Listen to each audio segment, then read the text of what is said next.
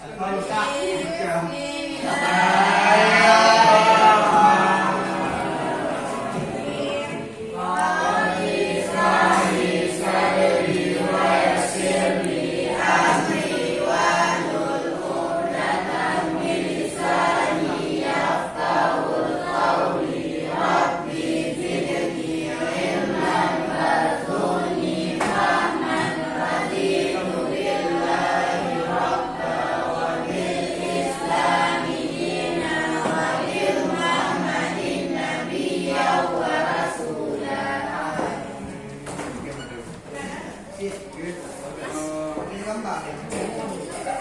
kita masuk ke proses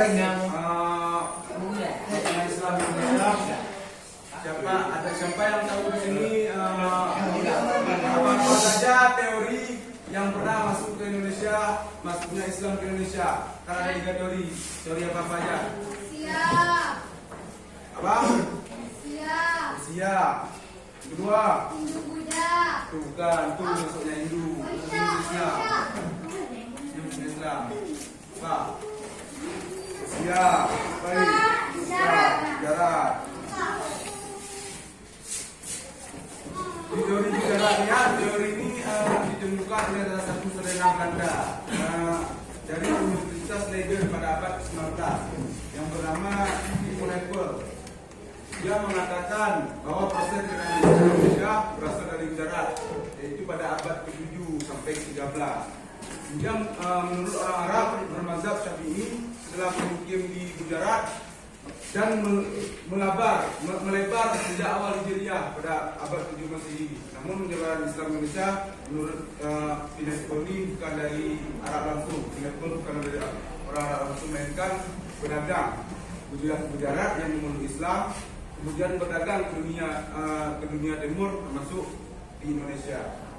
Kemudian ada di teori Mekah. Teori Mekah ini dikenal oleh ulama sekaligus sastrawan Indonesia, yaitu Haji Abdul Karim Hamdullah atau biasa disebut Buya Hamka. Pada tahun 1958 yang mengatakan bahwa proses masuknya Islam di Indonesia itu langsung dari Mekah atau Arab. Proses ini berlangsung pada abad pertama Hijriah atau abad ke-7. Kemudian ada pendapatnya sendiri menyampaikan pada saat orasi di Nadalis Perguruan Tinggi Islam atau PTIN di Jakarta. Waktu itu dia menolak seluruh anggapan para sarjana Barat yang mengembangkan bahwa Islam tentang Indonesia. Kemudian di teori Persia ini dibawa oleh Husin Jajaningrat atau sejarawan dari umat pribumi pertama asal Banten. Dia mengatakan bahwa proses kedatangan Islam di Indonesia berasal dari daerah Persia atau Parsi, biasa disebut kini Iran. Kemudian pada abad pertama Hijriah atau abad ke-7 Masehi, dalam memberikan argumentasinya pada sekitar tahun 1886 sampai dengan 1960, Husin lebih menitik beratkan analisisnya pada kesamaan budaya dan tradisi yang berkembang dalam masyarakat Persia dan Indonesia. Dan sekarang kita masuk ke proses penyebaran Islam di Indonesia. Siapa ada yang tahu ke jalur proses apa aja yang pernah masuk ke Indonesia? Ya, pertama ada apa? Perdagangan. Kemudian kedua, kawinan, dakwah, dan banyak dan seterusnya. Kemudian hari ini kita akan membahas tentang kerajaan-kerajaan Islam yang ada di Indonesia. Yang pertama ada kerajaan pertama Islam di Indonesia, yaitu ada kerajaan Samudra Pasai. Ada yang tahu letak kerajaan Samudra Pasai? Ya. Di mana? Tempatnya di mana? Ya, tempatnya di Utara, yaitu di Perlak. Pada abad ke-13 berdirilah sebuah kerajaan Pasai. Kerajaan ini didirikan oleh Sultan Malik Al-Saleh, Sultan pertama kerajaan Samudra Pasai. Letak kerajaan Samudra Pasai ini berdiri di Aceh Utara, tepatnya. Tapi Pak Rafiq, nanti hantarnya semua baik, tapi dalam Jadi Islam pertama di Indonesia dalam sejarahnya. Islam masuk di kerajaan ini diperkirakan pada abad ke-12. Kemudian yang kedua, kerajaan Islam di Indonesia ada kerajaan Aceh Darussalam. Kerajaan Aceh Darussalam ini berdiri pada tahun 1514 yang didirikan oleh Sultan Ibrahim. Kerajaan ini mencakup daerah bekas kerajaan Samudra Pasai dan Aceh Besar. Agama Islam sendiri sudah masuk di kerajaan ini pada abad ke-12. Kerajaan Aceh Darussalam ini kan bekas dari kerajaan Samudra Pasai.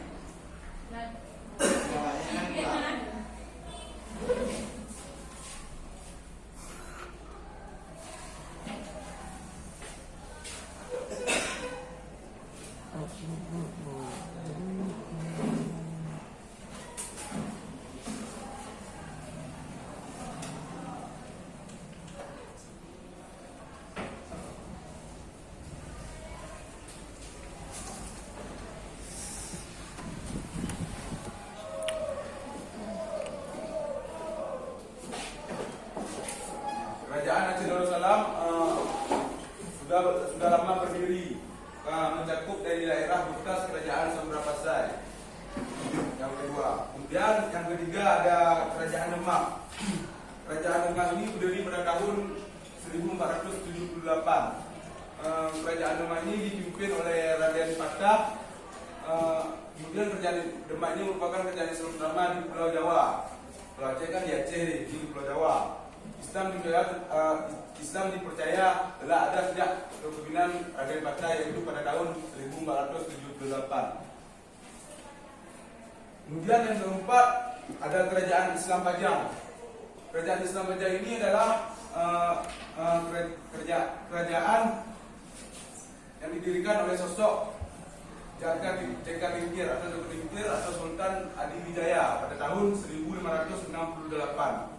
Daerah kekuasaan sendiri melingkup daerah bekas kerajaan Demak dan sebagian daerah Jawa Tengah. Kerajaan ini sendiri memeluk Islam sejak tahun 1478. Kemudian ada kerajaan Islam Mataram. Kerajaan Islam Mataram didirikan oleh Suto Wijoyo pada tahun 1886 dan terletak di Kota Gede, sebelah tenggara kota Yogyakarta. Kerajaan ini merupakan bekas dari kerajaan Pajang dan Demak yang mayoritas orang beragama Islam pada tahun 1478. Kemudian yang keenam ada kerajaan Islam Cirebon. Kerajaan Islam Cirebon ini berdiri pada tahun 1430 dan didirikan oleh Raden Fatahillah. Kekuasaan meliputi sebagian Jawa Barat. Kemudian kerajaan Islam ini adalah sejak dipercayai bahwa Islam telah ada di kerajaan ini sejak terbentuknya kerajaan Islam Cirebon. Dan yang ketujuh ada kerajaan Islam Banten yang didirikan oleh Maulana Hasanuddin pada tahun 1526. Banten, kerajaan ini berwilayah di bekas kerajaan Cirebon yang di atas, dan wilayah Banten juga sebagian wilayah Lampung, dan kerajaan ini telah masuk Islam sejak tahun 1430. Dan masih banyak kerajaan Islam Banjar, kemudian ada Tanjung Pura, masih ada kerajaan Islam Ternate, kerajaan Islam Suri, dan kerajaan Islam ada di Makassar. Kemudian kita masuk Quran Wali Songo dalam penyebaran Islam di Indonesia. Ada yang tahu siapa-siapa aja Wali Songo? Pertama ada Sunan Gresik, kemudian Sunan Jati, kemudian Sunan Ampel,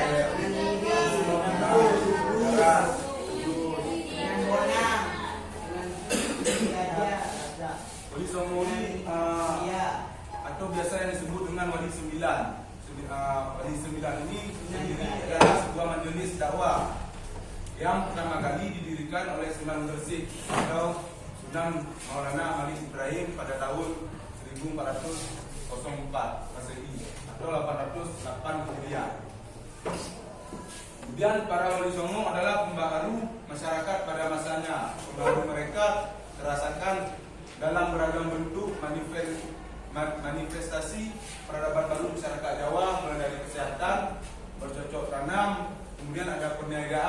kebudayaan, kesenian dan kemasyarakatan hingga ke pemerintahan. Adapun yang nama Wali Songo bawah sebagai berikut. Dan saudara Wali Songo ini sendiri berkaitan dengan penyebaran dakwah Islamnya di tanah Jawa. Wali Songo ini menyebarkan Islam di tanah Jawa. Tercatat bahwasannya mereka sukses dan gemilang mencatatkan dengan minta Allah dengan didukung oleh Sultan Demak bin Turun. Kemudian agama Islam yang dianut oleh sebagian besar masyarakat Jawa mulai dari perkotaan, kemudian ada di pedesaan, pergunungan, dan berikut adalah beberapa peranan mereka dalam penyebaran agama Islam. Coba baca papayan pertama. Sebagai pelopor Bahasa ya.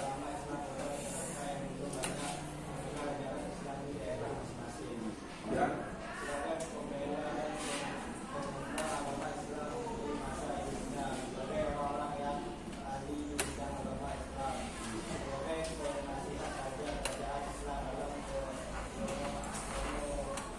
memudah penyebaran agama Islam, sebagai kiai atau pemimpin agama Islam di daerah keuangan masing-masing. Nah, ini kita lihat ada peninggalan peradaban Islam yang ada di Indonesia. Pertama, ada yang paling Makam Sultan Muria Saleh. ini adalah perusahaan atau makam Sultan Muria Saleh, peninggalan kerajaan Surakarta yang ada di Belak, Utara. Dan kedua, itu ada Masjid Raya. Masjid Raya Rahman yang sekarang yang besar, namanya kayak ini, peninggalan kerajaan Aceh Darussalam. Kemudian ketiga ada Masjid Agung Demak, peninggalan kerajaan Demak menjadi. Nah, itu Masjid Laweyan, peninggalan kerajaan Islam Pajang. Kemudian ada Sarapat, Serat Sastra, dan ini karya Sultan Agung, peninggalan kerajaan Islam Mataram. Masjid Agung Samsudra, ada Masjid Agung Banten, Banjar. Oke. Nah, sekarang apa di kelas ini udah ada kelompok sejarahnya atau belum? Belum. Hah? Kalau belum, coba bagikan kelompok sebanyak 4 kelompok, meliputi 5 orang mungkin atau 6 orang. Coba cari sendiri boleh nggak? Campur boleh, cewek cowok boleh, cewek cewek, cowok cowok.